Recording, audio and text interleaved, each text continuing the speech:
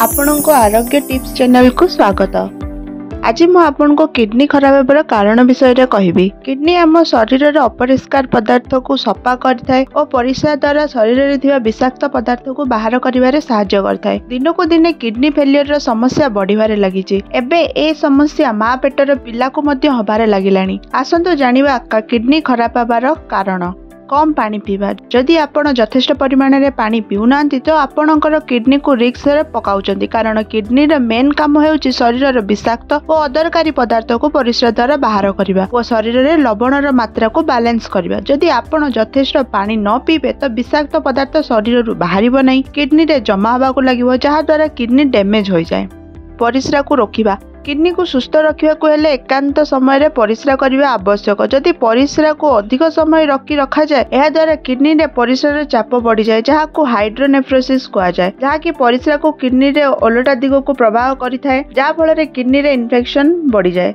आवश्यक ठारू अधिक लुण खाइबा। किडनी रो सबुठारू बड़ शत्रु होउछि सोडियम। लुण रे अधिक परिमाण रे सोडियम थाए। अधिकांश सोडियम शरीर बाहर करने को पड़िथाए, तो अधिक लुण खाइले किडनी आवश्यक ठारू अधिक कार्य करिथाए, जहाँ फल रे किडनी फेलियर रो मूलदुआ पड़िथाए। अधिक प्रोटीन युक्त खाद्य खाइबा। प्रोटीन शरीर ପାଇଁ ଭଲ ହୋଇଥାଏ, କିନ୍ତୁ ଆମେ ଆବଶ୍ୟକଠାରୁ ଅଧିକ ପ୍ରୋଟିନ୍ ଗ୍ରହଣ କଲେ ଏହା ଶରୀର ପ୍ରତି କ୍ଷତିକାରକ ହୋଇଥାଏ। ଖାଦ୍ୟକୁ ହଜମ କରିବା ପାଇଁ ପାକସ୍ଥଳୀ ଉପରେ ପ୍ରେସର ଥାଏ, ଏହା ଦ୍ୱାରା କିଡନୀକୁ ମଧ୍ୟ ପ୍ରେସର ପଡ଼ିଥାଏ। ଅଧିକ कैफीन ଜାତୀୟ ଖାଦ୍ୟ ଖାଇବା। ଅଧିକ ଚକୋଲେଟ୍, कैफीन, केक, ठंडा पानीय, एनर्जी ड्रिंक एसबू खाइबा द्वारा शरीर में रक्तचाप बढ़ी थाए, जहाँ फल किडनी रे ब्लड फ्लो अधिक होता है, जहाँ द्वारा किडनी उपर अधिक चाप पकाए, जहाँ किडनी फेल होबार अन्यतम कारण अटे।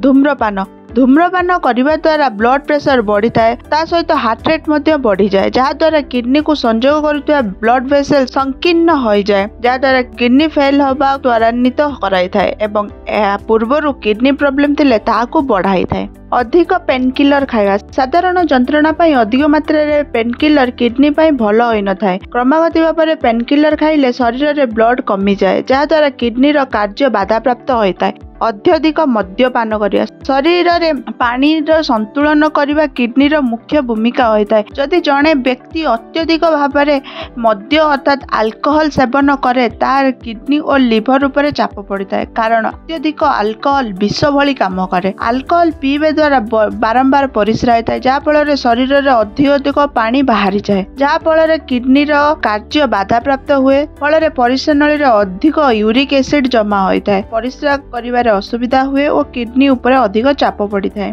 कम निद्रा नेबा। जदि आपण प्रतिदिन 6 ରୁ 8 घंटा निद्रा नेउना तो किडनी उपरे प्रभाव पड़ी थाए। यह रिसर्च रु देखा जायछि जे जेउ माने 6 घंटा रु कम समय सहितांती तांको पाखरे किडनी फेल होबार संभावना 65% बढ़ी जाए। यह थिला किडनी फेलियर होबार मुख्य कारण। आपणको प्रियजन को शेयर करंतु। रहिली, नमस्कार।